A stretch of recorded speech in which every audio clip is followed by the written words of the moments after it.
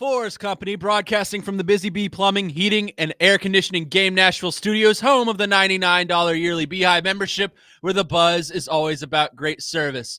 Hi, everyone. Connor Newt welcoming you in. Nick Frazier alongside me. No Jake Lyman today. He is off in the Himalayas on a religious retreat. I don't actually know where he is. He's everywhere. I think he's in the Tar Heel state, catching something. Is he really? Something. Good for Lyman. Good for Lyman. Jake Wallman, of course, behind the ones and twos.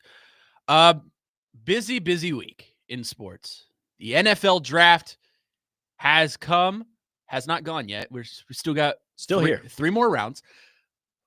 Lots of storylines generating from that. Locally, of course, Cam Ward is now officially a Tennessee Titan, as we've said on the station, maybe the worst kept secret in the NFL for a long, long time.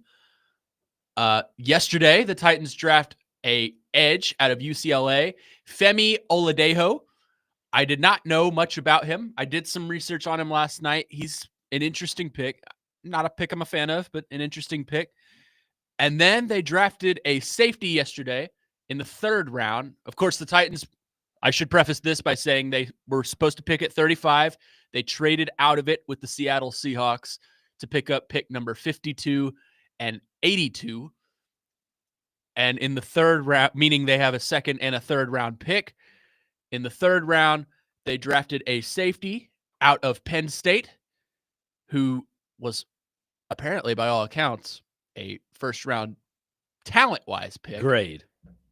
First round graded pick, fell to the third. I think it's kind of a steal.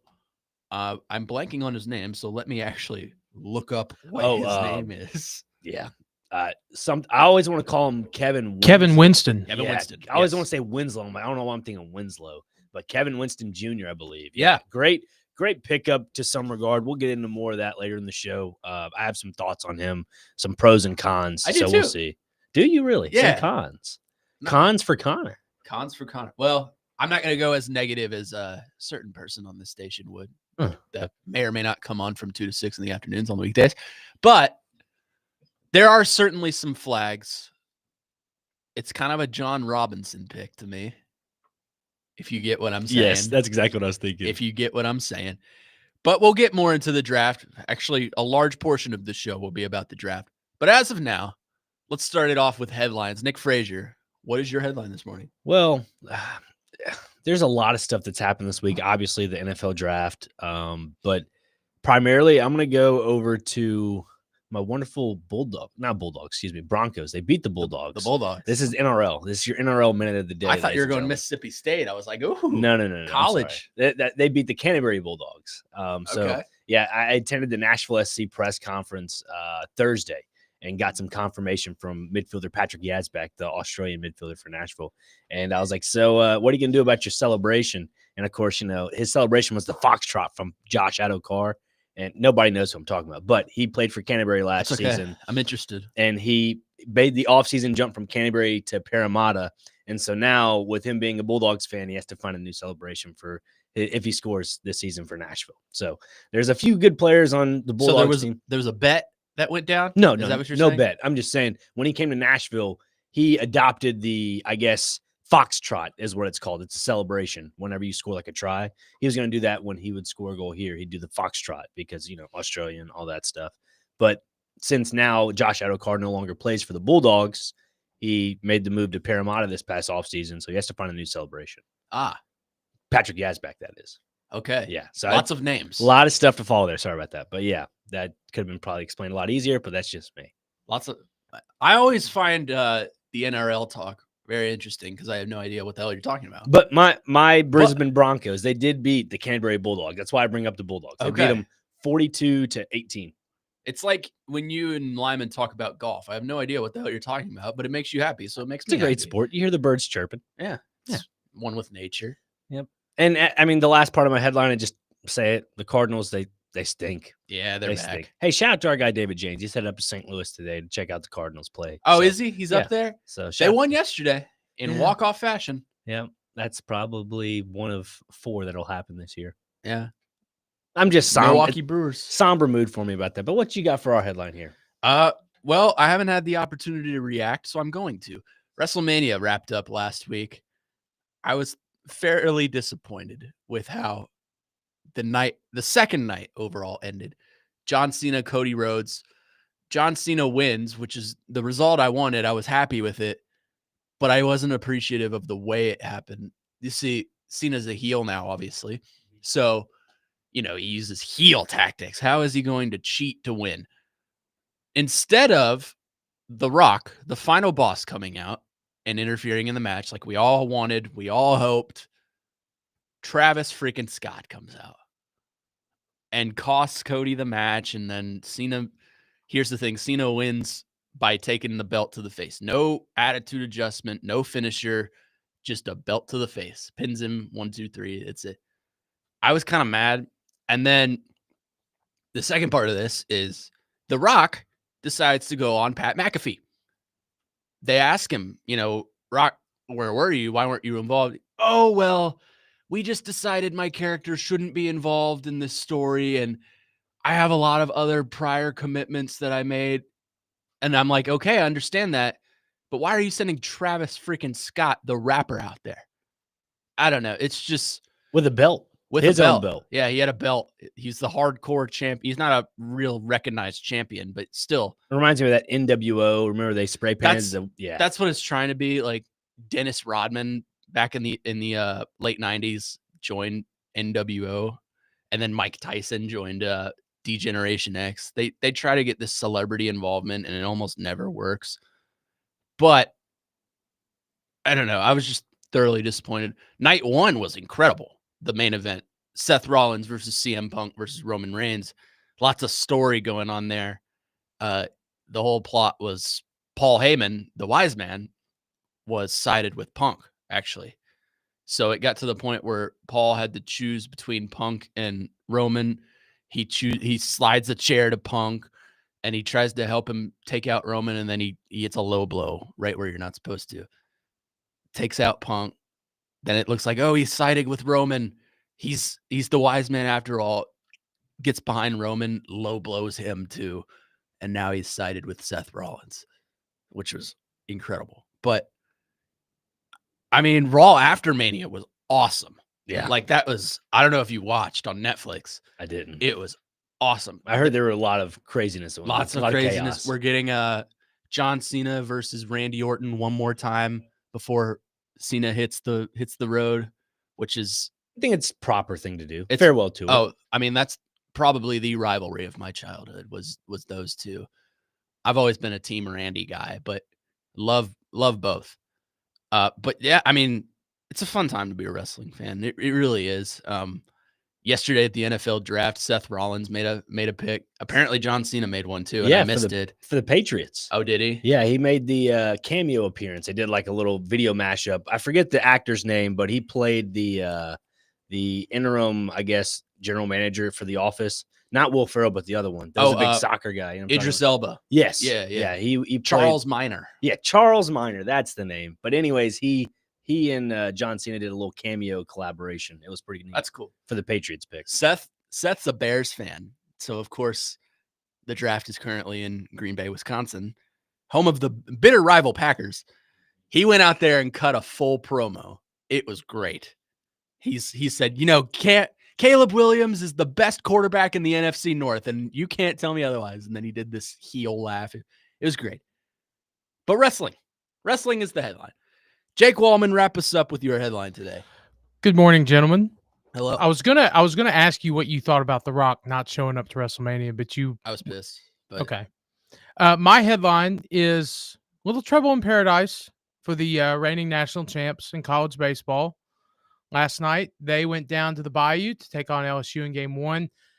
Had a 3-0 lead going into the bottom of the ninth, and then LSU proceeded to score 6 runs to take Game 1, 6-3 over the Vols.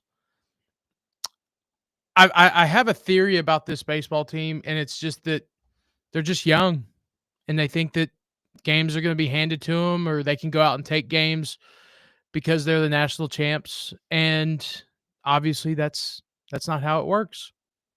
They also helped a certain team in blue take 2 of 3. It was great.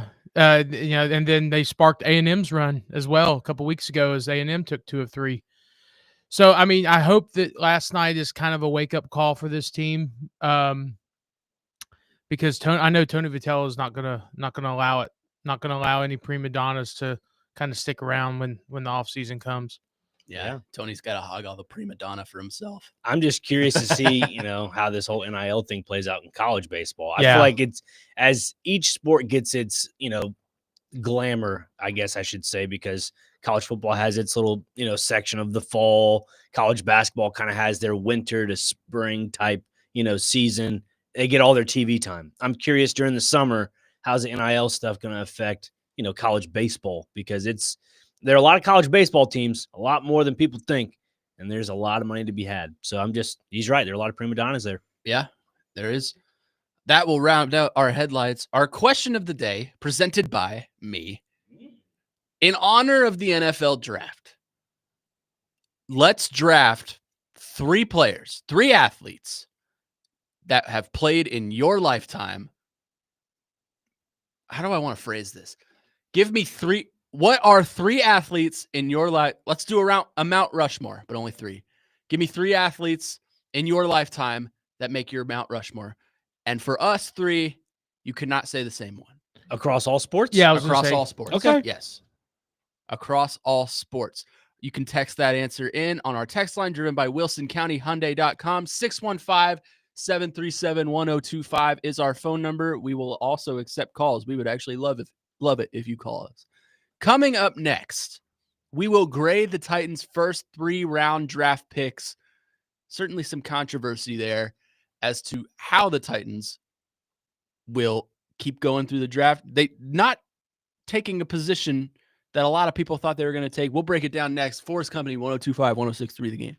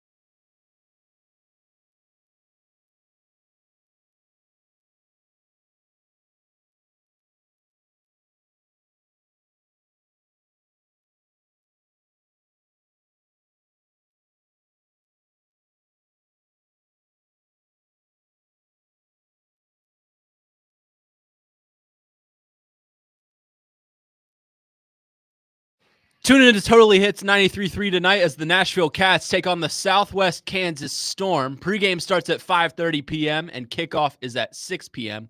with coverage also available on the Totally Hits 93.3 app and the totallyhitsnashville.com.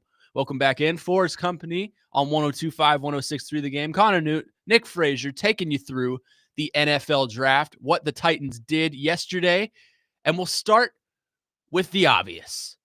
Cameron Ward, quarterback of Miami University, is officially a Tennessee Titan, taken at pick number 1 in round 1. What is your initial reaction to this, Frazier? We haven't gotten the chance to do it. A lot of everyone else on the station has. We haven't, so we're going to. What is your initial reaction to the Titans taking Cam Ward and maybe the worst kept secret of all time for this franchise? And do you think it was the right pick? So I'm going to start with the Cam Ward aspect of player. I think it's a solid pick. I think it's the right move when it comes to the obvious need, and that's a franchise quarterback. Hopefully Cam Ward is that franchise quarterback. I mean, everybody was kind of in this all honeymoon phase of watching Cam Ward on the big screen on draft night. It was this guy, simple, plain Jane suit, one little, golden chain. Yep. No overzealous girlfriend. Everybody was all just, thank goodness, we got a well-manicured stand-up quarterback, a guy that just really enjoys the game of football. That's all he talks about. That's great to that point, okay? Here's my issue I have, and it's not on Cam Ward. It's on the Titans. I heard this yesterday from Willie Donick. I heard this from Jared Stillman and a few others. But I heard it on the midday show, probably near the end. And Willie was 100% right. I think Derek was on board with him as well. The Titans, if it's a poker hand, they played it incorrectly, in my opinion. Because if you have the Golden Goose, which is the number 1 overall pick, and you're not tempting anybody of saying, oh, you know what, we're going to take Travis Hunter. Like, you should be advertising, yeah, we're going to take the best player, like going up into the combine, the Titans should have been saying, man, Travis Hunter is the best all-around athlete in this draft. We are going after him 100%. That is our guy of the future. He could play both sides. You could honestly milk it to be like, Titans, we as a franchise, we need DBs. We need wide receivers. Those are 2 boxes that need to be filled. Not saying he'll play both ways for the most part, not all the time, but he played, a good bit both sides.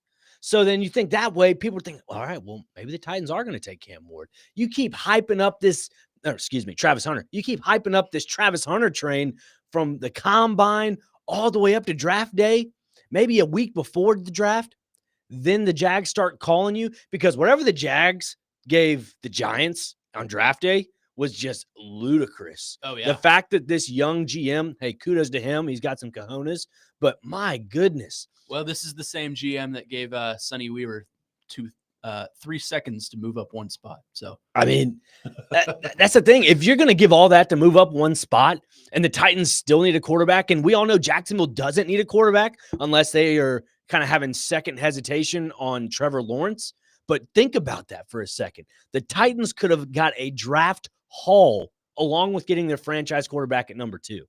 Think about that for a second. That's where I was going with this. I am okay with the pick with Right. Cam Ward. If that is your guy, 100% fall in love with him, get it. The problem is, Adam Schefter put this out there Thursday, right before the draft went underway. The New York Giants were attempting to move up. They offered this year's 3rd. By 3rd, I mean the 3rd overall pick, not a 3rd rounder. Next year's 1st, which, looking at how the Giants lineup is stacking up right now, would have been a high pick, and a 3rd rounder this year, I believe. That is a haul for the number 1 pick. Mm-hmm. You could have taken that, drafted Abdul Carter, which is probably who they would have ended up with. And next year, you would have had 2 high 1st-round picks. That is 2 chances to go get your franchise quarterback. Now, I understand you can't go out this season and trot out Brandon Allen and Tim Boyle and Will Levis. Cam Ward, they believe is their future. They want Cam Ward as their franchise quarterback. Mm-hmm. But the fact that was even put out there makes me upset. Well, I think it creates draft fodder for sure, because a lot of people, like we talked about to start the conversation, there was no eye-popping or ear-catching sound bites or visuals that Titans are not going to move off of one. There was nothing about Yeah. that. So then you got to make something of it. You know what I mean? I'm not make something up, but make something of it, because the Titans, as plain Jane as possible. And to that point as well, I think the Titans, there's just so much. How do I put this?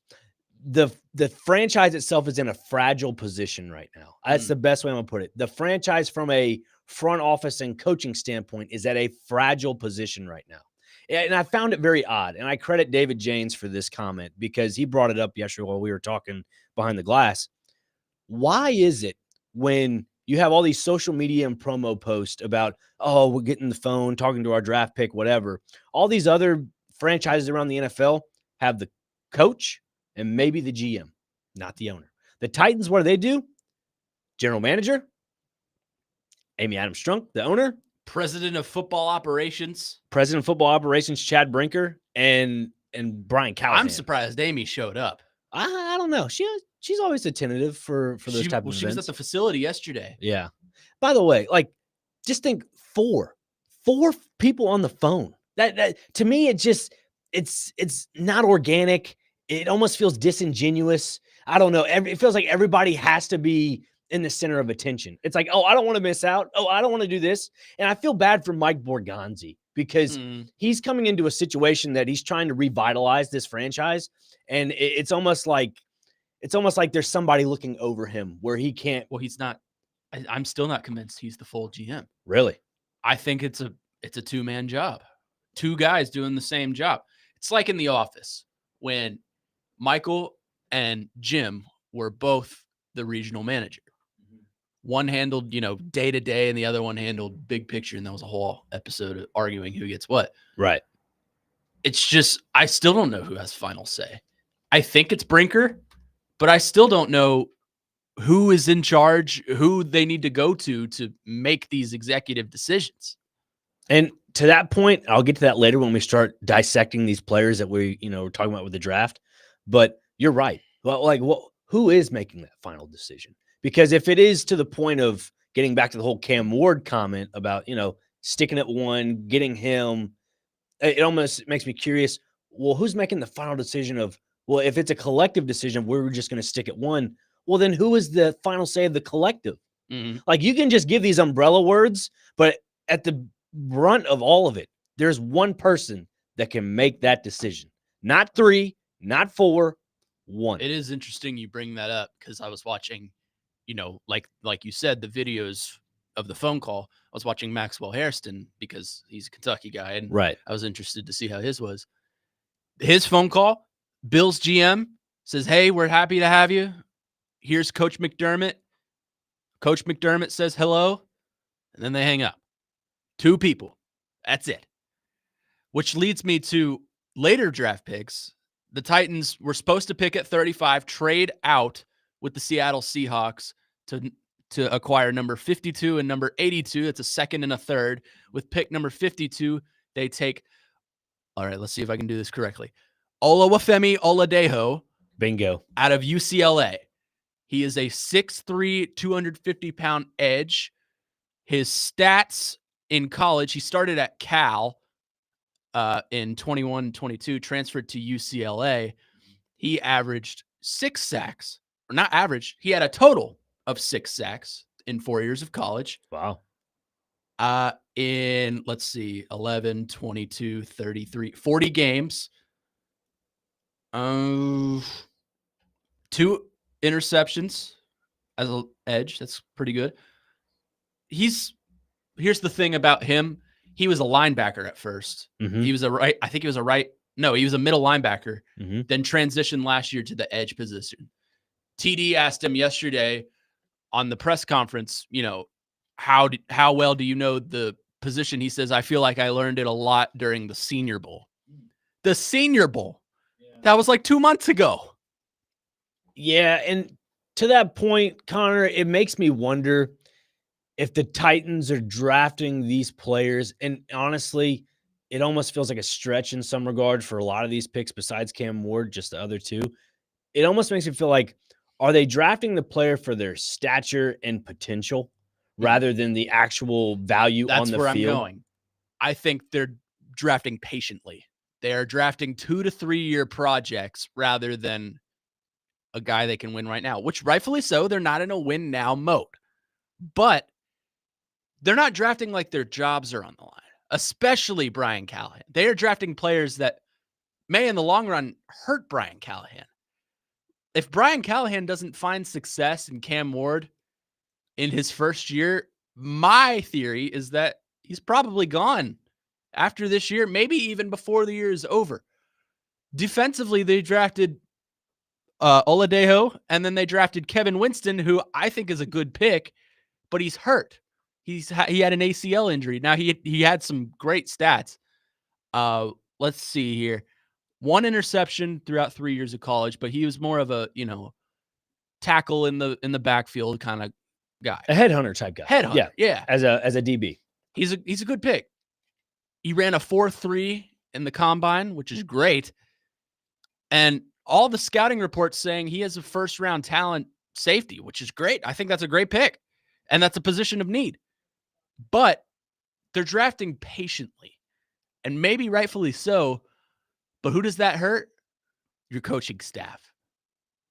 And to be honest with you, Connor, the coach to me that is, I wouldn't say on the hot seat, but definitely the seat is warm, Denard Wilson. Really? I'm not saying fireable. I'm just saying like there is now a lot of pressure on Denard Wilson for this defense to be productive because you go draft a guy in Oladejo on the edge. Obviously, this team needs edge rushers, but primarily this team needs defensive backs, in my opinion. Oh, yeah. We don't know the future with L'Jarius Sneed. Obviously, you get rid of Chidobe Awuzie. I mean, there's a lot of holes to fill in that secondary. And when you get a guy like Kevin Winston, to me, it screamed Denard Wilson because I went back and listened to Winston's combine press conference or at the podium, and he just spoke so much on his own confidence because he got injured in September with that ACL. He said it was partially torn, but got a full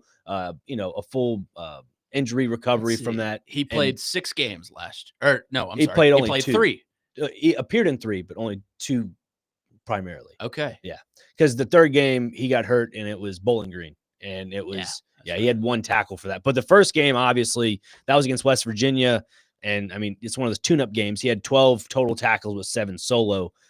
But I think this pick is good. Like you said, they are drafting patiently, conservatively, and with this pick, I could see where the Titans were going with Winston. They saw the potential, and man, this guy didn't get hurt his junior season. He probably would have set new career benchmarks for himself. I don't think you could do that, man. You can't be drafting like that. Yeah. You just can't. You're a 3rd-round pick. If you're a top 100 pick, you need to be contributing day 1. OTAs, preseason, whatever. If you're a top 100 pick, you got to be producing at the next level. I'm sorry. You have to. Quickly, let's get to our phone lines driven by WilsonCountyHyundai.com. Tim is on our phone line, wanted to talk a little bit of Titans draft. Tim, what's going on? Hey, guys, you were just making my point. I was going to say this is the same old crap with the Titans that they've done. Caleb Farley, remember him? Oh, yeah. Okay, you make a trade in the 2nd round to get a 3rd-round pick because you don't have one, and then you draft a guy that played 4 games last season. Yeah. It's stupid. Well, it is just stupid. I get your point on that, Tim, and I agree to a certain degree. But at the same time, I mean, at least there was, I'd say his sophomore season, there was a lot of substance to base off of. But I'm with you, though. You can't be – Same thing with Caleb Farley. They drafted him because of what he did before. How did that work out? It didn't. It didn't work out at all. You're right. It would have worked out if we put him at slot receiver. I mean, I agree with you there, Tim. It's just it's a frustrating thing to see. And I'll tell you, I mean, Cam Ward, it's kind of growing on me, but you get the number 1 pick in the draft and you get the 7th or 8th ranked player in the draft. You take him number 1. That's a reach. Yeah, I wouldn't I wouldn't say It's a reach. reach. I wouldn't say reach per se, Tim. The reason being is because obviously this quarterback class is pretty weak, all right, for the most part. But if Cam Ward's the best quarterback in this draft and you have the number 1 overall pick and that's your primary need, I'd say that's a pretty fair pick. I wouldn't say it's a reach. Now, I'll say it this way, though, like I said before, Tim, is when the Titans led up to the draft, they did not, I guess, advertise their first overall pick and saying that they're going to go pick Travis Hunter when they could have trade baited some other team to come into play. That's where I think they went wrong. And that's why I think this Cam Ward pick to you may look like it's a reach, because the Titans could have, come back with probably the number 2 overall pick and got a lot of draft capital with it. When you have a lot of draft capital underneath your primary number 1 quarterback in this draft, it hurts a little less if you're a fan. Well, what you could have done, though, is you could have took Travis Hunter with number 1.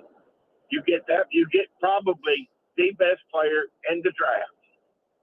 I wouldn't argue that.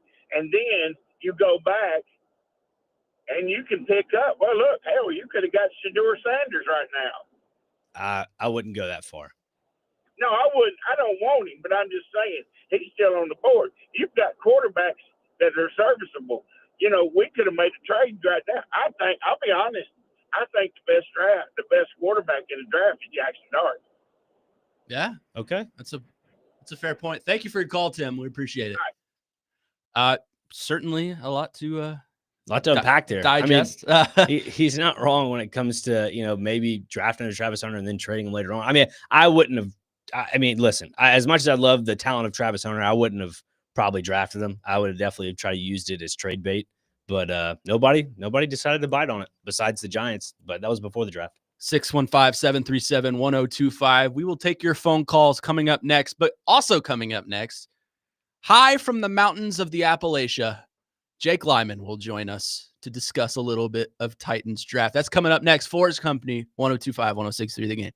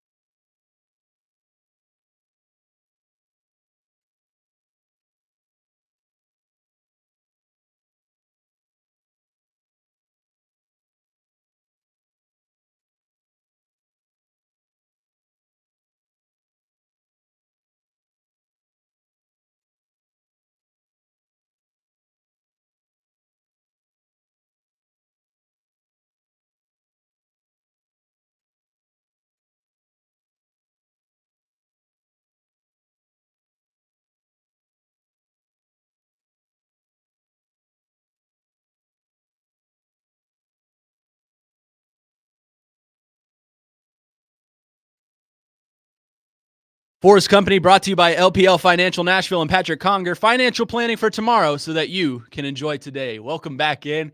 Connor Newt, Nick Frazier, and look at this.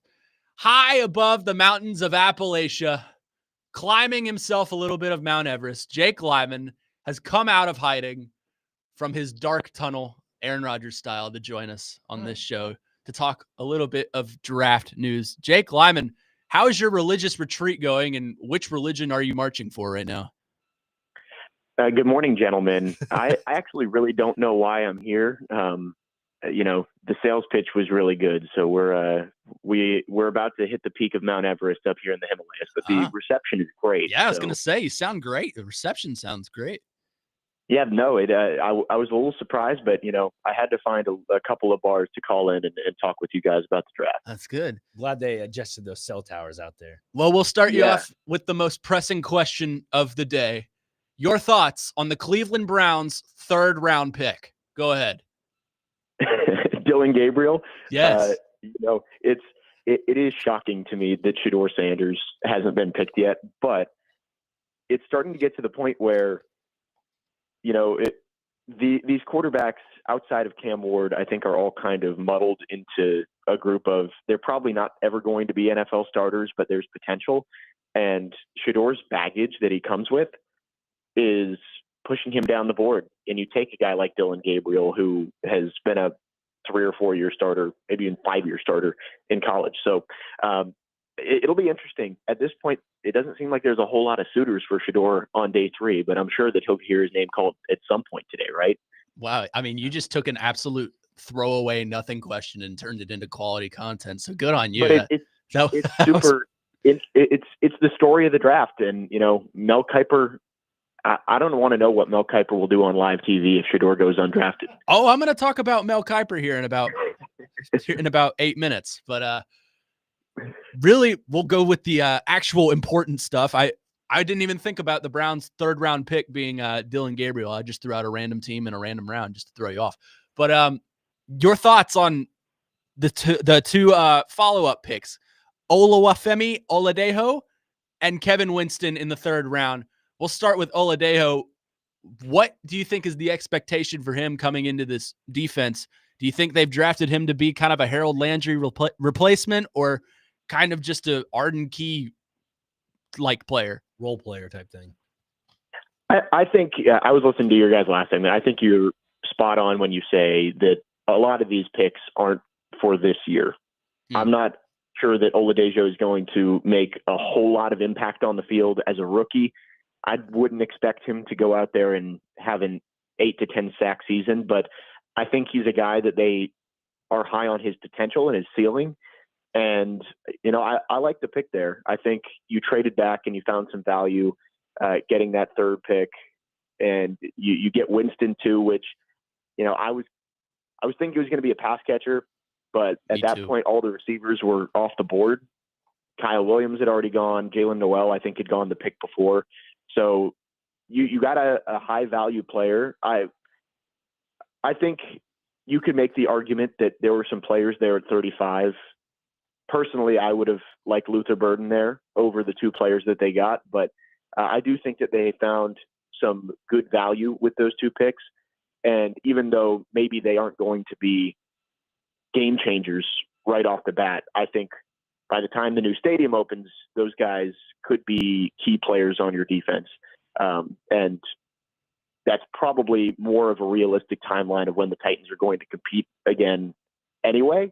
I think it's probably a smart job by Mike Borgonzi and Chad Brinker to get some guys who maybe can hit their full potential 2 years down the road instead of right off the bat in 2025. Jake, I'm curious. We talked a little bit about Denard Wilson. Obviously, the last 2nd and 3rd round picks for the Titans are defensive side of the ball.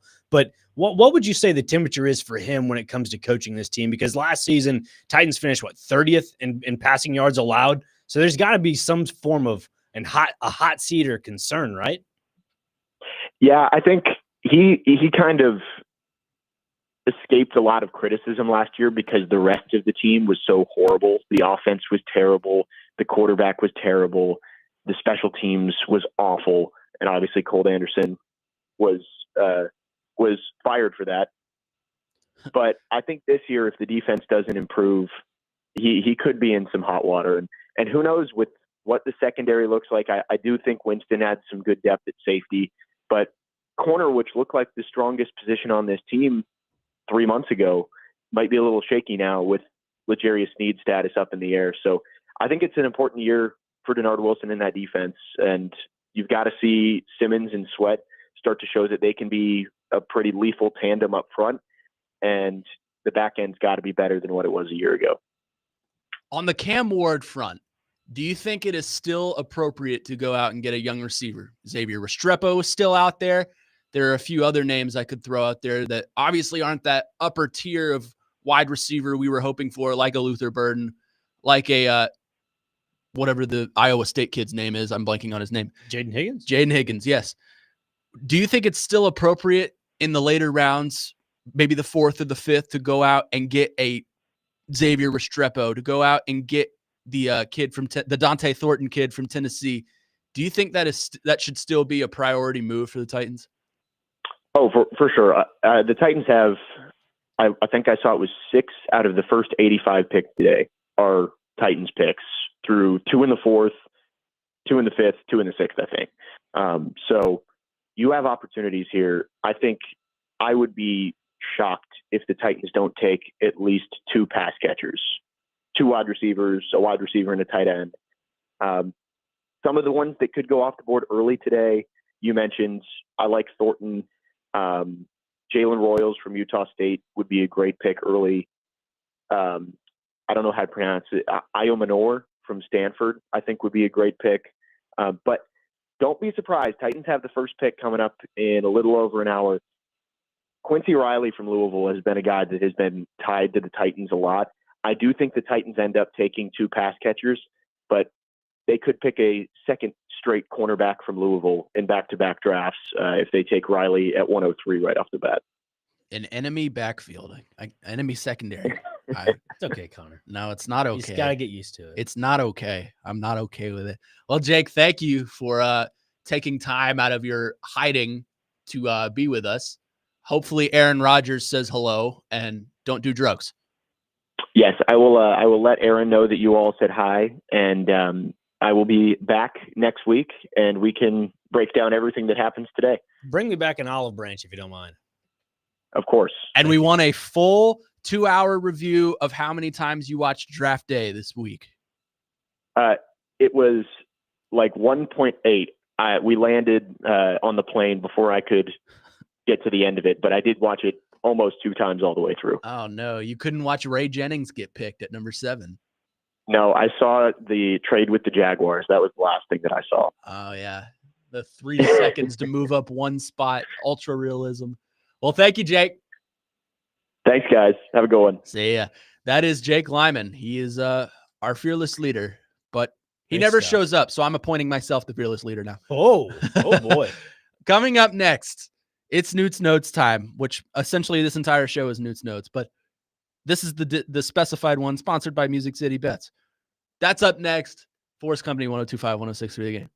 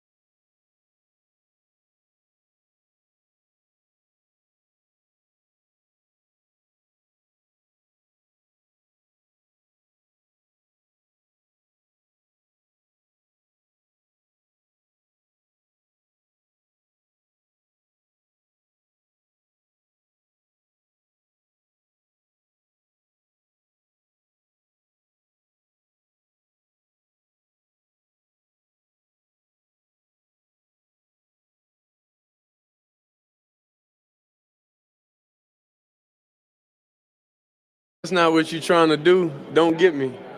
If you ain't trying to change the franchise or the culture, don't get me. So you should know history repeats itself over and over and over. And I've done it over and over and over. So it should be no question why an NFL franchise should pick me. That was Shedeur Sanders at the NFL Combine saying, if you don't want to change your franchise, don't draft me. My guess is 32 teams don't really want to change their franchise right now. Is what it is. You're not everybody's Super Bowl, bud. Yeah, well, he's undefeated in the SWAC. He's let us know. Join Robbie Stanley and 102.5 The Game from 10 a.m. to 2 p.m. at Coleman Tractor in White House today for Kubota Orange Days. There will be exclusive deals on compact tractors, zero turns, and more with special financing available. Sale runs from 9 a.m. to 2 p.m. with demos, deals, giveaways, and lunch from 11 to 1 p.m. That's at Coleman Tractor of White House, not the White House in DC, located at 3631 Highway 31 West today. Welcome back, 4's Company, Connor Newt, Nick Frazier, and it's Newt's Notes time. So you just heard that clip of Shedeur Sanders. I almost said Travis Hunter. Shedeur Sanders saying, if you don't want to change your franchise, don't take me because I'm a franchise-changing player. Guess he's not a franchise-changing player in the eyes of the NFL, but he is to some media members. The Mel Kiper saga of moaning and groaning live on air is the new annoyance of me, and I cannot stand it. Want an example? Here's an example of Mel Kiper last night closing off the show after Shedeur didn't go in the second or third round, and it's just embarrassing. Take a listen to this. For Deion Sanders and Shedeur Sanders, all I can say is I think it's disgusting. I don't understand what the heck's going on with this.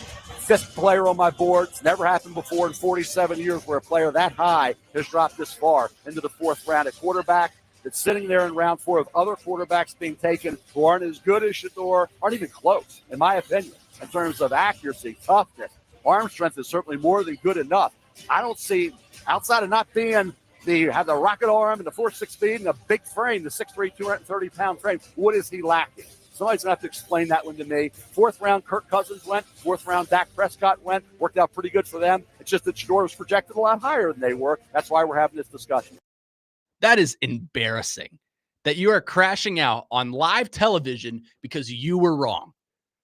Mel Kiper reaches on a lot of things, particularly quarterback every year. Last year, it was, who was it last year? Regardless, the year before, it was Anthony Richardson, who was taken number 3. Has not panned out, has been a massive disappointment. You could say the year that the Titans drafted Malik Willis. Everybody thought Malik Willis was a first-round talent, and he dropped to the third round. Mel Kiper said he was. Or fourth round. Mel Kiper said Will Levis was a top 5 pick. He tends to reach a lot on these quarterbacks. There's one in every draft. And I understand it. But when you're wrong, you're wrong. And he's wrong. So the fact that he's going on national television, draft coverage, sponsored by the NFL, by the way, put on by the NFL, and crying and complaining that Shedeur Sanders was not picked where he expected him to be picked is just absolutely embarrassing for this sport and for this industry that we work in. You know, that would be like if I were broadcasting MTSU, and the fact that, you know, MTSU was not chosen for March Madness despite me thinking maybe they could be, and I start crying and complaining about it. Would you not be embarrassed listening to me say that? A tad bit. That's, tad bit. I mean, that's embarrassing. And then there's another thing with this whole Shedeur Sanders saga that Mel Kiper has alluded to it. There's a lot of people on Twitter alluding to it. And I, by no means am I trying to be politically incorrect or offend anyone, but there's a theory that the NFL is colluding against Shedeur Sanders. That is not the case. I'll tell you this. If he's not being picked, it's because 32 teams don't think he is a draft caliber player for their franchise. The Cleveland Browns absolutely do not think he's a draft caliber player for their franchise. The Las Vegas Raiders, which is another thing going around, Mel Kiper keeps throwing Tom Brady in the ring saying, well, Tom Brady and Shedeur Sanders work together. He should be drafting him, but no, he's not because he hates him. That's not how this works. Shedeur had to have gone in in these pre-draft interviews and just rubbed everyone the wrong way. Listening to that comment right there you returned with, That rubs me the wrong way. I was turned off a little bit. I was rubbed the wrong way just a tad bit. And to hear Mel Kiper go on this whole spiel about he's got all the intangibles. He can do this. He can do that. I mean, he's one of the best quarterbacks on my board. Maybe on your board, I get that. But maybe on your board. Yeah. But not on the boards of 32 NFL franchises. And I'm not going to discredit the talent that Shedeur Sanders has because he's got some talent. Because if he didn't have talent, he wouldn't be in the position he's in, and that's to go to the NFL. Now, I'll say this about Shedeur Sanders that I don't like. One, he takes a lot of sacks. Mm-hmm. And two, I think that's a little bit on his pocket awareness, a tad bit. You could say I'm wrong about my opinion, but that's fine because it's my opinion. I don't care. I don't think that is what a lot of teams want to see. I mean, look at the Titans. Obviously, they don't have a great offensive line from last season. You look at Will Levis, his pocket awareness. He didn't have a lot of time to throw the ball, but, I mean, he's flicking balls in Chicago. Remember that little flea flicker he gave out towards the DB for Chicago, and it didn't do a touchdown and led to the disaster of everything else. It really showed the true colors of Will Levis. Same thing here for Shedeur Sanders. I mean, sure, he did a really good job at Colorado, but you got to remember, Colorado's in the Big 12. And I look at the Big 12 as the little brother of the Power 4. Of all those teams in the Big 12. You have the Power 4 as in your SECs, your ACCs, your Big Tens. But then there's another level. It's almost like a tier of really good and good. The Big 12 to me is good. So that's where the talent is in that spectrum of it all. Now, is Shedeur Sanders better than just the good? Maybe. But as for right now, it doesn't seem like it. I'm not going to read this text because it's not okay for me to read. But right. To Anthony's credit on our text line driven by WilsonCountyHyundai.com, I think Mal Kiper is right in that there are quarterbacks being taken ahead of Shedeur Sanders that are not better than him. I think Shedeur Sanders is a better prospect than Dylan Gabriel and Jalen Milroe. Or Tyler Shaw. Tyler Shaw. Shaw, whatever. Shuck, whatever the heck his name is. I mean, I'll say this. I think he's better than Tyler. I do too. But I'm left just dumbfounded. For those of you saying that this isn't a football thing and this is pertaining to something else, I don't agree with you, first off. But I think this is about Shedeur's entitlement. I think this is about teams don't want to deal with that drama. He's not a leader to me. He's not. I think they're afraid of the Deion factor. It's the baggage. Yeah, it's too much baggage. And I think they see through that. They think Shedeur thinks that he is better than he actually is, which is true. And maybe on some level, you have to have that in the NFL. Think you are better and know you are better than you actually are. But look at Shedeur's draft party. Shedeur constructed an entire palace for himself to be seen while he was being drafted. Yeah. Literally his name scribbled across the wall, whatever his logo is, the dollar sign or whatever. Right. Well, you also got to remember, too, a lot of these. I understand branding. Yeah. And I understand you're trying to be marketable.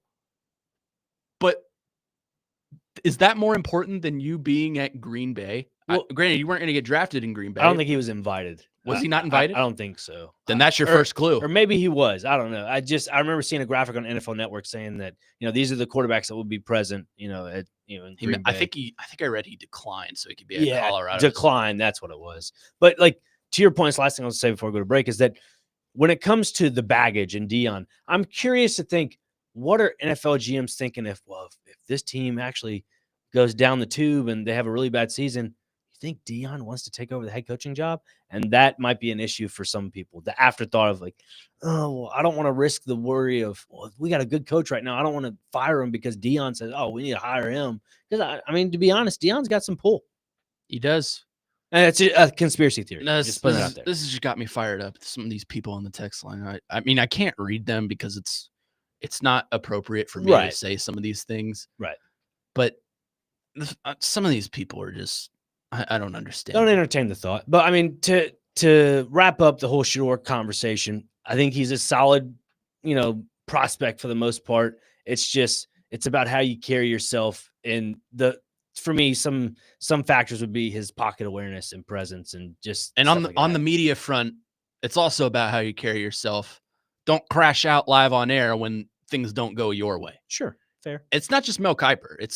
Stephen A. Smith is crashing out. I don't know if you've seen Skip Bayless, but he is like tagging the Titans, going after them, saying I haven't seen any of that. you made the wrong pick. Mad at Cam Ward. And that's another thing, real quick, before we go to break. I think this Shador coverage is taken away from the fact that Cam Ward went number 1 overall. He's the best quarterback in the draft. How much Cam Ward coverage have you seen opposed to Shador Sanders? From national media? Minimal. Yeah. It's just, I don't understand. We'll come back, answer our question of the day. What 3 athletes do you consider draft? How do I want to phrase this, Frazier? Your Mount Rushmore of draft picks across all sports. Your Mount Rushmore of sports athletes. That's up next. 4's Company, 102.5, 106.3 The Game.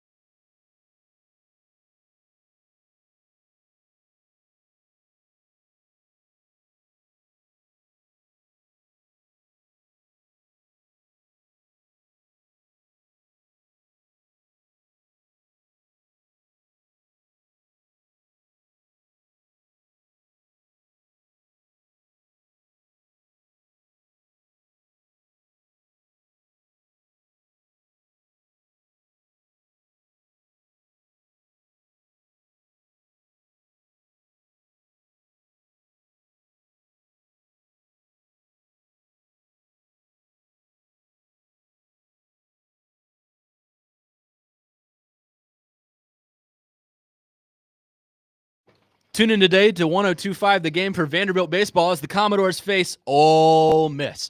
Pregame begins at 4:45 p.m. and first pitch is at 5 p.m. Coverage also available on the Game Nashville app and thegamenashville.com. And let me also tell the fine folks that it's time for the 4th annual 615 Open Charity Golf Tournament benefiting Folds of Honor, presented by Gary Force Acura, Cromwell Media, along with partners Fox 17, Outfront Media, and Social Indoor, are proud to announce that we will be back at Hermitage Golf Course on Thursday, May 29th to make a difference while having a great time. You can join us and a few guest media members, athletes, and musicians as we raise money for Folds of Honor. Donations will go to provide life-changing scholarships to families of America's fallen or disabled military and first responders. Sign up to play or sponsor at 615open.com. Oh boy. All right, 4's Company, 102.5, 106.3 The Game. Connor Newt, Nick Frazier, Jake Wallman behind the glass. Our question of the day, 3 athletes that you have seen in your lifetime that have changed your life. A Mount Rushmore of sorts. We have some answers on our text line driven by WilsonCountyHyundai.com. Nate says Michael Phelps, Simone Biles, and J.J. Watt. Interesting list there. Diverse. Very diverse. Different sports. Very diverse. Jake in Greenbrier says, I'm 25. If it's pure greatness, Tiger, Brady, and LeBron. If we're going beyond American sports, probably slide LeBron out for Messi, and shout out to Michael Phelps. Yeah, I like that one too. There are a lot of those that I've kind of thought about for mine as well. Joey from Bellevue says his 3 all-time players are Steve McNair. You're going to have to help me with this one, Frazier. Zinedine Zidane and JJ Okocha. I don't know who either of those people are. 2 soccer players. Okay. One is obviously a football player here from Nashville. Yes. I love Steve McNair. I like the diversity of it. That's pretty crazy. All right, so here's what we're going to do. In the spirit of the NFL draft, us 3 are going to draft one. Okay. I don't know who to give the first pick to. We have to do it here quick. Yeah. We'll do it quickly. Or on the other side, one of the 2. No, we'll do it quickly here. Okay. Frazier, you know what? Why don't you just get the first pick, and then Jake can go next, and I'll go last. Okay. Well, I will go Lionel Messi. Okay. I've seen him play. I saw him play on last year on my birthday for the not CONCACAF, but the Leagues Cup. He's a great player. He's an all-time generational great. Yeah. Lionel Messi. Big Messi guy. Jake Wallman, your first round pick. I'm going to go with the MLB first, and I'm going to go with Chipper Jones. Chippa, a Brarv. Yeah. I guess we're all just taking favorites. I'll go MLB here as well. You're going to be mad at me. Albert Pujols. Yeah, I mean, it's a gimme. Best baseball player I've ever seen play live. I mean, come on, man. Like, it's Albert. It's my favorite Cardinal. Who have I seen not live? Well, I would say Shohei Ohtani, but I'll see him in June. So I'm just going to put Ohtani on there because it's going to happen. Okay. Ohtani. Jake Wallman, round 2. Best player I've seen live. Probably. I mean, that doesn't have to be a thing, but it can be. I'm going to go with Tom Brady. Barty. Tom Barty. I'll go nostalgia and biasy here. Give me John Wall. Wow. That's a good one. You're not wrong on that one, Connor. I love John Wall. I've seen John Wall play at Memorial Gym, and it was a spectacle. Probably one of the most favorite basketball games to watch. John Wall's my favorite cat of all time. I mean, he's unbelievable. I can't believe I'm saying this, but for my 3rd and final pick, I don't think this is right, but it's just somebody. I'm going off of what I've seen with my own eyes. I'm going to the Australian Rugby League, gentlemen, in the NRL. I'm going with Nathan Cleary, the NRL Jim. He is now, I think, the all-time leading points scorer in NRL history. Guy is incredible. Played for the Penrith Panthers, still does. We'll see what happens after this year because their dynasty's over with. They're in dead last. I'm not surprised that you worked rugby in there. Yeah, I mean, what you got? I'm going to go with some bias as well, and I'm going to go with Dalton Connect. Oh, wow. There's a few Tennessee basketball players I think I would have taken over Connect. Grant Williams, I would have. I thought about Grant Williams. Admiral, I would have. I don't know about Admiral. Chris Lofton, yes. Who else? Not Fulkerson. My grandfather called him something else. I'm not going to say on the air because we'd get in trouble. I think I know the word you're thinking of. Yeah. As Tim Corbin said the other day, it starts with an F and ends with a K.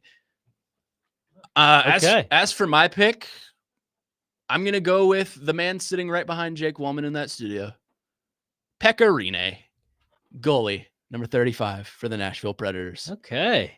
Never thought about that one. I probably should have. I will say if it's not somebody I've seen in person, my top 3 would be Messi, Tiger, and Barry Bonds. If it's someone, I mean, if we're going off people I've seen in person, I think Oscar Sheboy would be on there for me. Yeah. He's unbelievable in person. Like every ball that comes off that rim, he's grabbing. Unnamed texter on our text line driven by WilsonCountyHyundai.com says Joe Montana, Jerry Rice, and Magic Johnson. That's a pretty good list too. That is a good list. I mean, I'm a big fan of the old 80s 49ers. If you ever play Tecmo Bowl, that's fun. That's the team. That's the team. Every time I think of 49ers, I think, you ever see that clip of Family Guy where they're playing Tecmo Bowl and Joe goes, change your guy to Ronnie Lott, Quagmire. You got to tackle him, Peter. Change your guy. It's that's pretty good. I mean, that's probably my favorite Family Guy clip ever is them playing Tecmo Bowl, and then they play NBA Jam. no, Quarter 3. They play double dribble. And That's right. That's a glitch in the system, Peter. You can't do that. Quarter And 3. It's phenomenal. I'm trying to think of snubs.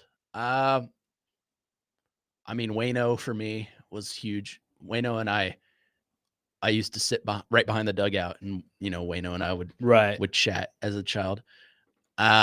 Sidney Crosby. Oh, I hate Sidney Crosby. Well, hey, how about we think about it during the break? Yeah, let's do that. Yeah. Let's do some more on the other side. 4's Company, 102.5, 106.3 The Game.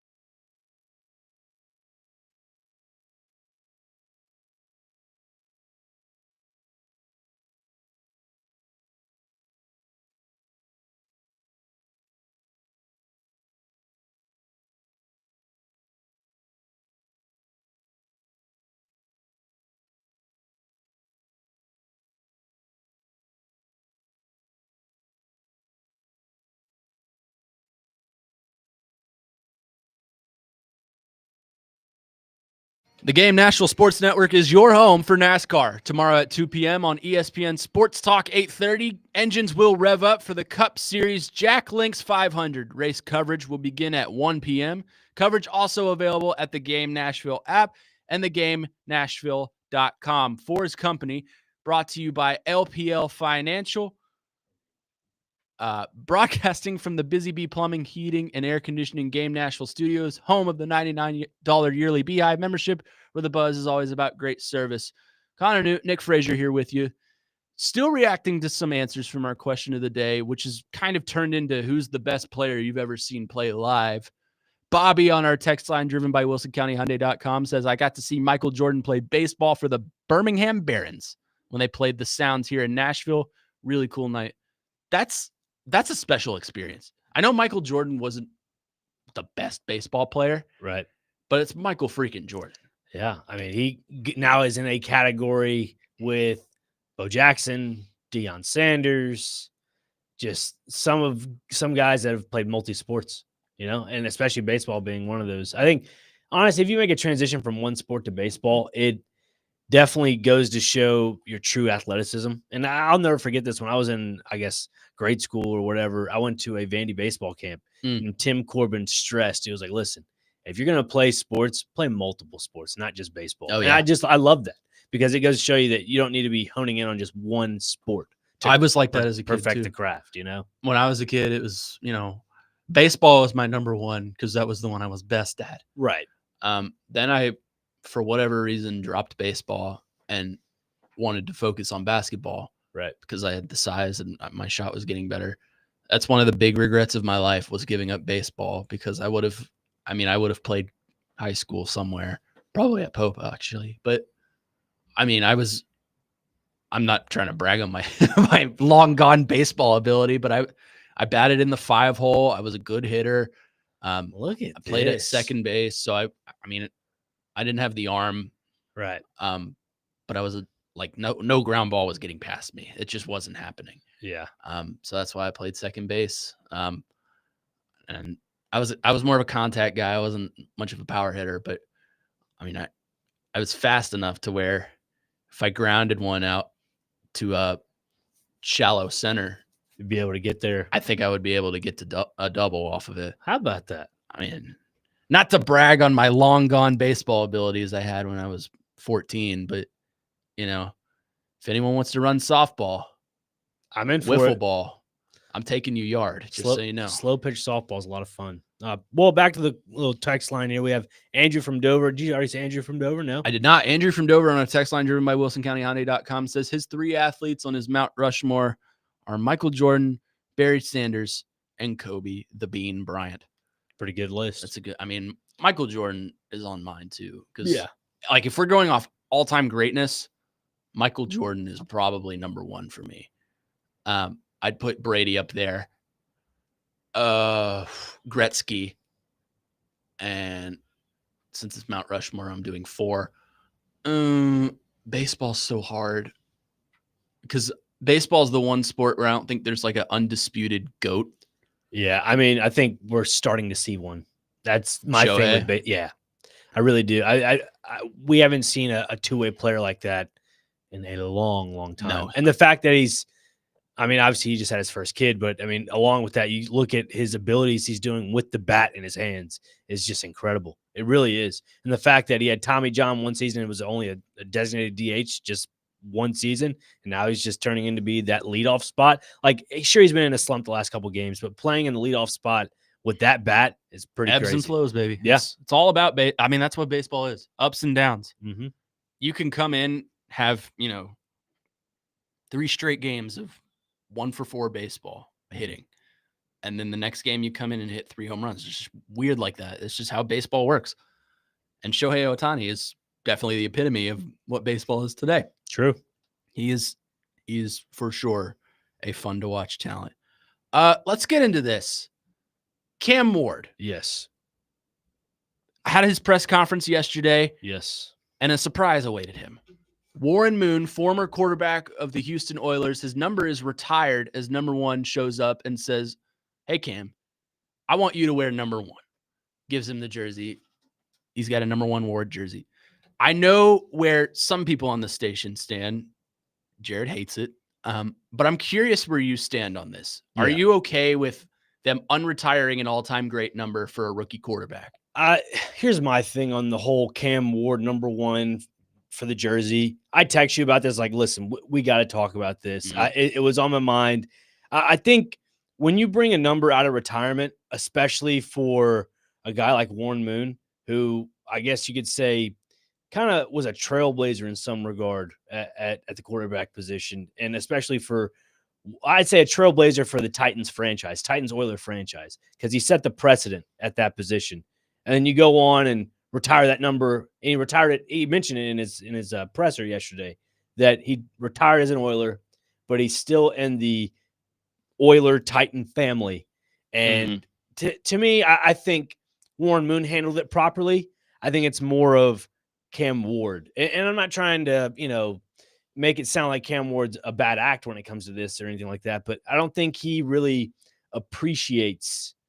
I'm sure he's appreciative of it, but I don't know if he really understands the true essence of, man, this guy really let me have his number out of retirement. And they, mentioned afterwards that, yeah, he called him a month in advance for all this. And I'm thinking, if you called him a month in advance for it, that you got to have some sort of substance underneath it. And somebody even asked him the question, Cam, what's, the meaning behind #1? He goes, there's really not much of a meaning. I'm thinking in my head, like, wait a minute. If there's no meaning behind the #1 and somebody's gifting you the number, then, dude, you've now put a lot of pressure on your shoulders to produce. Oh, yeah. Like, I understand they say pressure makes diamonds or diamonds makes pressure, whatever that phrase is.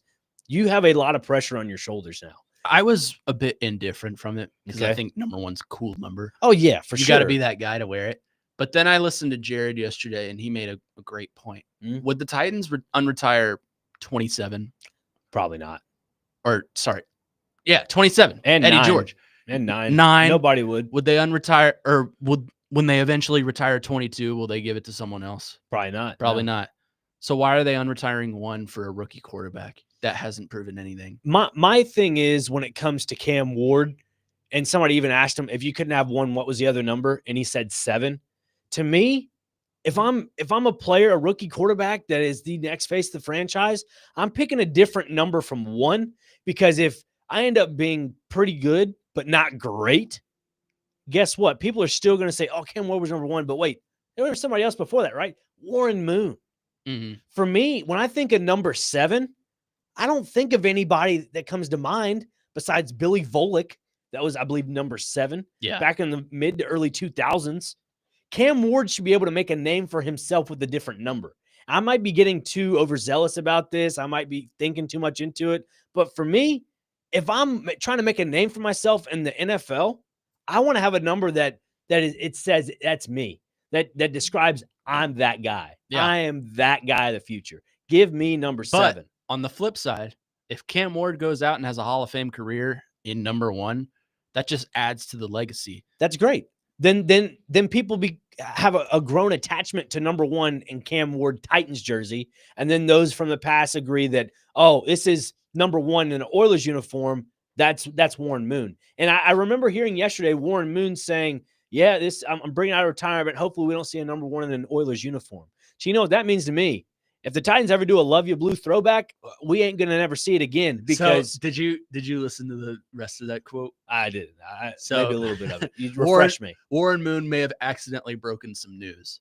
In what way? He said they asked him, how would you feel seeing Cam Ward in a #1 Oilers jersey? And he said, I don't think they should do it. Right. But the Titans have new uniforms in place, probably for next year, that look awfully similar to the Oilers uniforms. So basically they're not bringing back the Oilers uniforms. I didn't hear this. But it looks like they're going to, adopt the color scheme and just apply the Titans, which I am all for. That's going to be awesome. Or I guess so. Burrow Ben on the YouTube chat says, love the shirt, go Irish. Thank you. I have my Notre Dame shirt on today. I am a Kentucky guy, I'll say that, but I am Catholic, so I support the Irish. I like the Irish. Touchdown Jesus, baby. Touchdown Jesus. My high school quarterback that I covered is currently a quarterback at Notre Dame. So really? How about that? hopefully Kenny Minchie goes out and succeeds. He's always been very, very kind to me and very, very respectful. So I have all the respect in the world for him and all the respect in the world for the Irish. There you go. But it's still go Cats at the end of the day. Let me add to the whole Cam Ward, Warren Moon conversation real fast before we go to break. Yeah. For me, I don't want to make it sound like I'm hating on Cam Ward. I'm not. It's just the principle of the appreciation factor of that number. The appreciation factor of, oh, this guy came before me. He paved the way for something. And then when you hear somebody asked him, I think yesterday in the press conference, what do you know about Warren Moon's game? He goes, well, I had to look him up on YouTube. And this was, I think, I don't know the timetable on this, but if it was after he called him and asked him for the number and then looked up his highlights after that, come on, dog. I'm wondering if Cam Ward asked him or if it was the Titans. No, he said Cam Ward called him a month before all this. So, like, if the Titans were to draft him, I guess. So, I don't know. To me, it just – I'm not saying it's not disingenuous because it is a genuine offer. It's a genuine sentiment.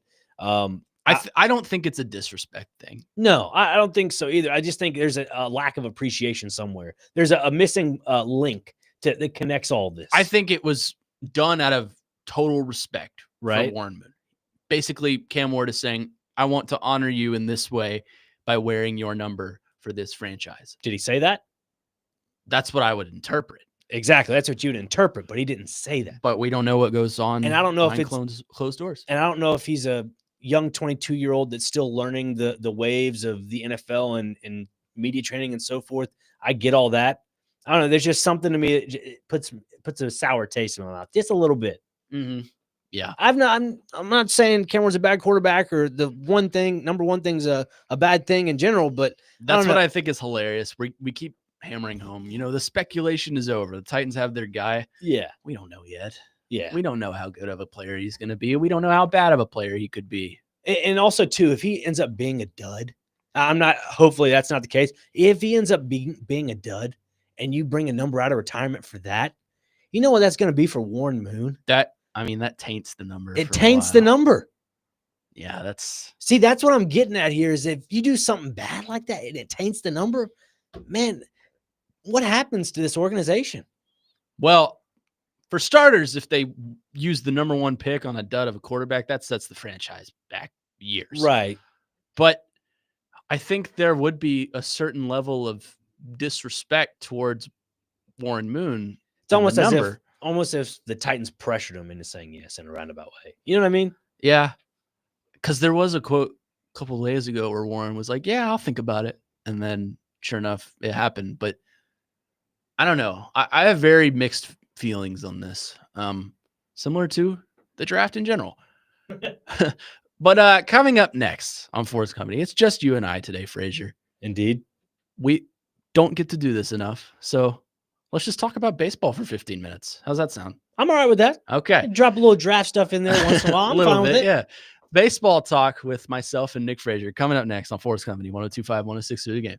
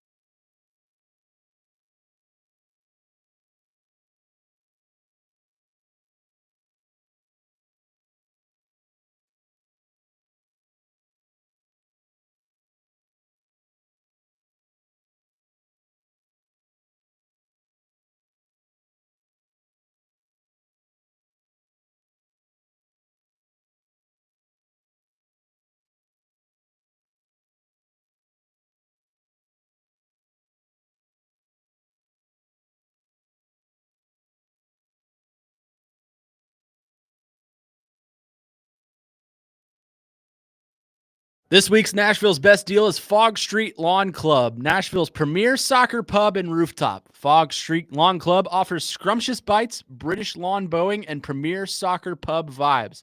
Get half off a $30 gift card now at thegamenashville.com/deals and dive into the ultimate rooftop experience. Have you ever been there?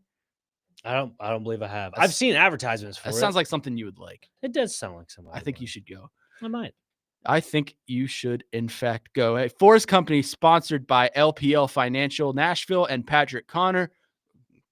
My name's Connor. Patrick Conger. LPL Financial Nashville is your partner for whatever your future holds. All right, I'm very excited for this because we never get to do this. And we'll probably do this a lot during the summer when, sports die down. But let's just talk about baseball for 10 minutes. I'm in for it. Okay. So right now, looking at the standings, who would you say your early pick to win it? And you are not allowed to say the Los Angeles Dodgers. That's fine. I have other teams I'm intrigued with, and everybody always says the Padres are the spring, media darlings, and what they probably are. I think Fernando Tatis is one of those guys you have to look at as potential NL MVP. I mean, obviously Ohtani is obviously the heavy favorite for some people, but if you look at what Tatis has been doing, he's just been collecting hits, collecting RBIs, just doing the necessary needs to get his team wins. And I mean, obviously Ohtani's been out off of, for the birth of his child, along with, other stuff with his injuries and so forth. But I like the Padres as a sneaky team to go deep into the playoff push. Another team I think that could actually win it all. I mean, I got to say it's Boston. Boston. Yeah. I know that sounds crazy, but I think the Red Sox, they've had their struggles at the beginning of the season for me. I mean, you get a guy like Alex Bregman, you bring him in. I think it was Rafael Devers was 0-16 at the plate to start the season and then got his first hit. And now he's starting to hit his stride a little bit. They have my pick for AL Rookie of the Year, too. Oh, yeah. Christian Campbell. From Chattanooga. He's great. He's a local kid. On my fantasy team. Is that so? He's great. I like him because I can play him anywhere. But yeah, he's been phenomenal for them so far this year. And also in that leadoff spot, Jarren Duran has been very good for the Red Sox. He's also very polite to the crowd. Yeah. If you can tell. I'll give you a sneaky pick that's going to absolutely hurt both of us for me to say. Sure. Chicago Cubs. Yeah. Their pitching rotation has gotten a lot better. Kyle Tucker is playing like an MVP right now. I think he has been the signing. And I'm pretty sure a lot of Houston fans, and I'll include John McClain on this because every time he comes on with Chase McJoe, I chat with him before he comes on the air. I'm like, hey, how about the Astros? You got, Cameron Smith out there playing outfield with Altuve. And I just think in my head, I'm like, man, the Astros are probably kicking themselves for not signing Bregman, for not signing Tucker. I mean, Bregman's playing great too. Yeah, he is. I mean, obviously I know that Isaac Paredes and Kyle Tucker was a trade, but it's just unfortunate because the Astros could have really ran it back and done something more, but they didn't. I really hope Lyman is listening because I'm about to drop a hot take right here. Uh-oh. I think the Detroit Tigers have the opportunity to go to the ALCS. Wow. I mean, look at their team right now. Yeah. Spencer Torkelson is playing like a number one pick right now, which took a long time to get him there, but he is there. Their pitching rotation is elite. Mm-hmm. Tarek Skubal, defending Cy Young winner. Our boy Jack Flaherty is playing great. Mm-hmm. They've got all the tools. Now, we're still waiting for the traditional Tigers collapse, fall from grace. But right now, I mean, at 16-10, leading the Central right now. I mean, they have, I think, the third best home record right now at 10-3 when it comes to looking at, just home records in general. I mean, if you can command games and win games at home, I think you give yourself a really good shout at making a deep playoff push. Yeah. I mean, they've been fun to watch, really. Who do you think the most disappointing team so far has been? And don't say the Cardinals because, yes, they have been disappointing, but we've been expecting it. I'm going to say it. I think the Atlanta Braves have been disappointing. It's the obvious one to say. They have, but they're getting hot. Yeah, I don't know. Just give it some time. They're 11-14. No team that I think is lost 7 of their first games have made it to the playoffs. So I'm not fully saying they're out, but I think it's leaning in that direction. What are some other teams that have kind of been disappointing me? I have been thoroughly disappointed by the Cincinnati Reds so far. Ah, I expected that. I didn't expect them to be, World Series contenders, but I expected them to be good. I mean, they're second in the Central right Here's now. the thing about the Reds. They won one game. Who'd they play? I think it was the Royals. Mhm. They beat them 24-2. Oh, yeah. That was the Orioles. Orioles, yeah. 24-2. Next day, they lost like 4-0. Like, it's not that they're just inconsistent. Yeah, you mentioned inconsistency. I'd say a team that's disappointing me is the Toronto Blue Jays. Yes. You go get Max Scherzer in the offseason, doesn't really pan out Washed. for you right now. It's kind of washed. You sign Vlad Guerrero Jr. Should have been a Cardinal. To a big deal. So, 14 years, $500 million, something like that. Massive. He mentioned before the season that they didn't come to an agreement. He's going to go to free agency in November after the season's over with. End up coming to an agreement. I mean, that was basically imminent. So he's their franchise first baseman for the rest of his career, essentially. Bo Bichette had a lackluster season last year, has really come on this year. He's really gotten a lot better. I think the addition of Anthony Santander from Baltimore has been a big jolt to their lineup. Andres Jimenez, the second baseman as well. They just like you said, they're too inconsistent for me.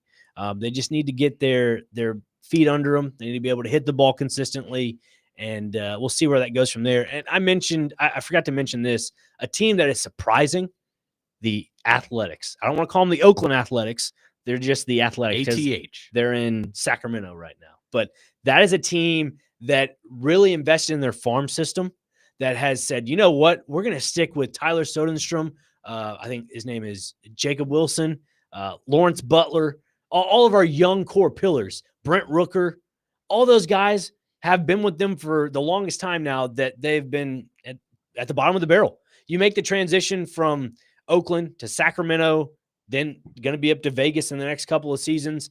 It's just the perfect swing of things for them, because, the pun intended, you're in Sacramento, a small ballpark, a more intimate setting. You're bringing in a lot of fans. Everybody's getting the fun. They beat somebody the other night on a walk-off single. It may have been the Phillies on a Tuesday night or something like that. I think it was Lawrence Butler. No, Wilson, Jacob Wilson. That kid hit it up the middle of the center field, and they ended up winning the game. I mean, that team, even though they're 500, they're a team I'm going to continue to watch week in and week out.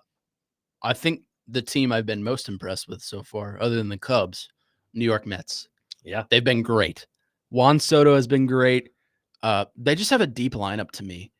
You have Pete Alonso, the polar bear, Brandon Nimmo, Drew Smith, Jeff McNeil, Lindor, who was an MVP candidate last year. Pimp job of a home run the other night.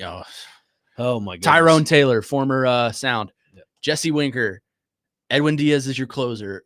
I mean, they got a deep, deep roster, and that's the thing about baseball. You don't have to have the best roster to win it. You just have to have the hottest roster. And this is the kind of team that I think can turn up and get hot at the right time. Yeah, I think if Soto gets out of his little rut he's been in the start the season, I think he's kind of coming out of it. But defensively, he's made a few errors from time to time. If he can figure things out and get his bat hot, like you're talking about with that whole team, how deep they are, you're right. They could be one of those teams that could really make a big World Series push. What do you think would happen if they were to win the World Series at this station? Oh man, I think Willie Donick may end up going on a parade. He may go there. Him and TD may show up. They both might be looking like Frank the Tank from Old School. They go streaking in the quad. Might just go streaking down Broadway. Yikes! I mean, but we may not see them for a couple of weeks because they'll be celebrating. I mean, if they're here, I don't think you're going to get much energy out of them because they'll be hungover on the happy juice. Hey, might as well. I mean, Mets fans ought to be happy. They haven't won the World Series in a long time, since I was 80 something. That was a crazy stat when the Cubs won in 2016. The birth rate skyrocketed in February, I believe. Oh man. No particular reason for that, but yeah. I think another team you got to look out for too is the Seattle Mariners. Yeah. J-Rod. Yep. J-Rod, Cal Raleigh, they call him the Big Dumper. Dude has been, it's his nickname, the Big Dumper, the dump truck. He's been incredible at the plate. He's hitting home runs left and right, RBIs, kind of the same situation I was talking about with Tatis. He's one of those up and coming, players that you got to keep your eye on. I like how Seattle is managing him behind the plate. They're not stressing too much of his knees for the most part. Kind of what the Royals are doing now with Salvador Perez. I mean, he still is behind the plate from some time to time, but they'll DH him. They'll DH him. And I think the Mariners are catching on to that before, he gets into the latter years of his career, because he signed, I think, a 7-year deal this past offseason. So, I mean, might as well do it at the beginning of the contract rather than the latter part of the contract. It's smart. Don't you feel better? I do. The baseball. I could talk about it for the rest of the show. Oh, We're I not know. going to do that. Oh, I know, because we got some picks to make coming up next. Indeed. What those are, I will decide here in about 2 minutes. But weekend picks coming up next. You're on 4's Company, 102.5, 106.3 The Game.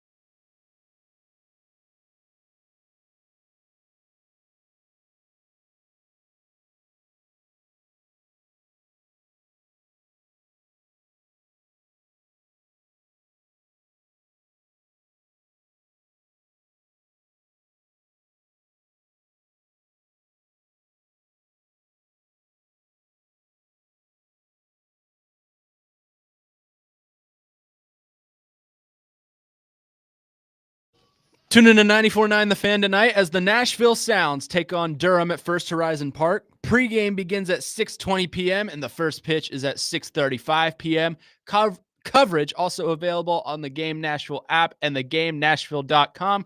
Sounds baseball on 94.9 The Fan, presented by Twin Peaks and Family Leisure. Our good friend Jeff Hem will have the call tonight. Really want to have him on the show at some point. Yes. Really. Chase, I hope you're listening. The dream here is we do a show from First Horizon Park. At home plate. On the mound. And they give us free stuff. This is going to happen. I'm manifesting this right now. You've put it out in the ether.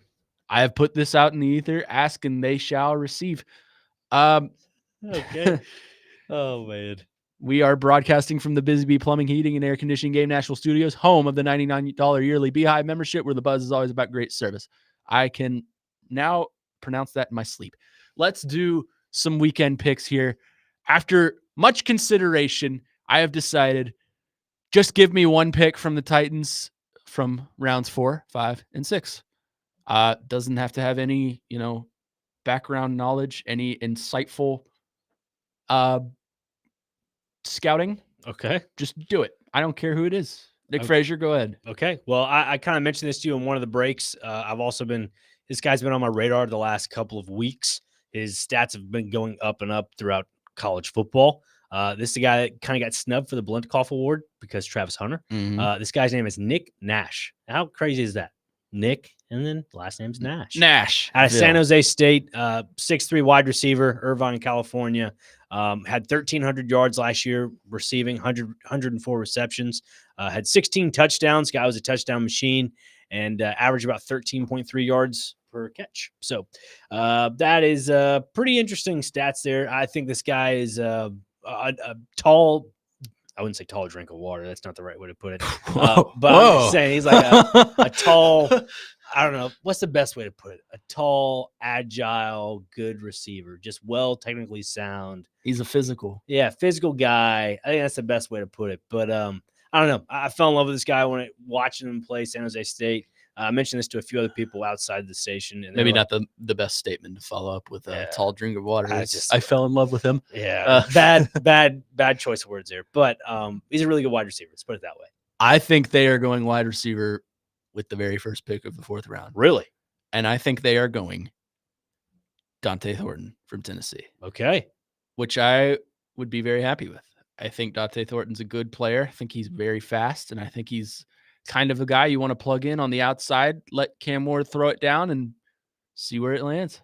I wouldn't be surprised if the Titans get 2 wide receivers with the last few rounds of their That's picks. where I'm going. I wouldn't be surprised with that. That's where I'm going. Jake Wallman, your round 4 pick. I'm the Titans going to go wide receiver as well. There's still some pretty good names on the board. I was just looking at Isaiah Bond, Elick Iamanor. Yeah, I think I pronounced that right. From Stanford. Stanford. I know Chase McCabe on this station yesterday said Royals out of Utah State. Yep. So I mean, there's some pretty good wide receivers. I like Isaiah Bond or Tez Johnson if they don't pick Dante I like Thornton. Tez Johnson. Forgot about Tez Johnson. Tez is out there still. Former Coach Newt product, Tez Johnson. And he's what? Tez Johnson. I'm thinking of a different Oregon player that's from Nashville. Sorry about that. Oh, that is Jordan James. Jordan James. Thank you. I saw the Oregon logo. I was like, wait a minute. I was like, yeah. Tez Johnson's a good athlete. Very good athlete. All right. That rounds out round 4. Now this is the part where none of them will probably be there, but let's do it anyway. Round 5. Go ahead. Round 5, I think Titans go. I can see them go secondary, a corner. Honestly, I'm not sure what names are going to be there at that position when they get there. I mean, I believe Quincy Riley was somebody that Jake Lyman mentioned earlier. I think he'll be gone before then. My cousin, Za Frazier, I don't think he'll be there. I mean, your cousin. Yeah, same last name and everything. Your other cousin is trash talking us here on the YouTube chat. I have another cousin? I don't know who that is. With an S instead of a Z. Oh, okay. Yeah. We're not related. That's all right. No, I could see Titans going after somebody in the secondary. Maybe I really don't know what names to really throw out there. I don't want to sound incorrect, but I think the 5th round, they go secondary. Secondary. Okay. And if honestly, there's a lot of really good wide receiver talent in this draft, I could see them going secondary in the 4th and then wide receiver in the 5th because the wide receiver depth is almost, endless at this point. There's a lot of really good talent I think there's a lot of upside development when it comes to these rounds for wide receivers. All right. I'm calling the shot right now. All right. Xavier Restrepo to the Titans in the 5th round. Okay. How about that? They go back-to-back wide receivers, which would make me very happy. Wow. That's tough. For me, that's tough to think about. If they go double, I would love to see it. I don't think they're definitely not going back-to-back, but yeah, I'm banking on Restrepo being a Titan, which means it's not going to happen. I think it goes like this. I think it goes secondary, receiver. Yeah, I can see that. Yeah. Jake Wallman, your 5th round pick. I'm going to stay on the offensive side of the ball. Gunnar Helm. Yeah, that was my tight end out of Texas. That was my other one. I would have liked Arroyo, but I think he went to Seattle. Yeah, I was going to say Seattle last night. They have a really good draft class. Yeah, Milroe was a really good pick by them. He can get the chance to develop in that offense. But I like Gunnar Helm out of Texas. I think that would be a good pick. A nice target, big target for Cam Ward to have to throw the ball to. I was watching Gunnar Helm's tape recently, and I think The way that I think his game would translate well with the Titans would be more in the, I mean, Titans wouldn't throw any tight end screens or anything, but in the flats, he'd be the great safety net that a rookie quarterback needs. In the flats, a little 5-yard curl route right over the middle. And some, little stop routes in the middle of the field, right behind the linebackers, something like that. I think it's just a good combination to have for sure. Yeah. All right, let's wrap it up with the final pick of the 6th round. Nick Frazier.